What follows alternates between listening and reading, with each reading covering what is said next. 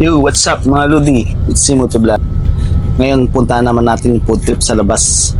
Meron din kasi ako narinig, nakichismis ulit, na napakasarap daw yung kainan na yun. Oops, tika lang mga Ludi, may hugot ako ulit. Kung sila may forever, kami may food ever. So guys, bali 1 week na lang kami siguro dito.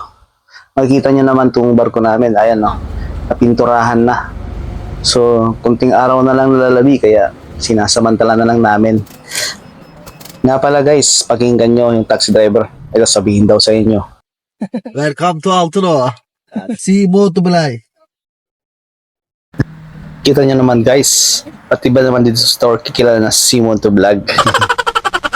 Kami sa 101 supermarket guys.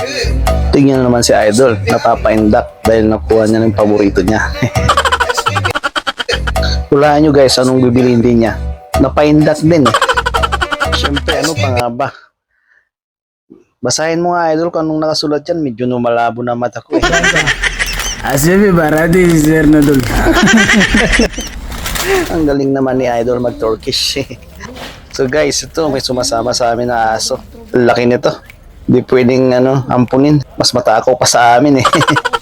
So guys, welcome to Mega Doner. So matitikman na natin kung gaano ba talaga kasarap itong pagkain nila dito. So tara guys, akyat tayo. Tingnan nyo guys tong bata dito. Sipag nito. Siguro sila yung may-ari. Tingnan nyo guys, bata pa lang pero magaling nang mag-sell stock sa amin. So guys, andito na yung in-order namin. So, tara, kain tayo. Bali guys, ang presyo nung binili ko 150 TL. Sa peso, mga 250 to 300 pesos. Halos pareho lang din sa atin. Bali guys, ang sarap nito.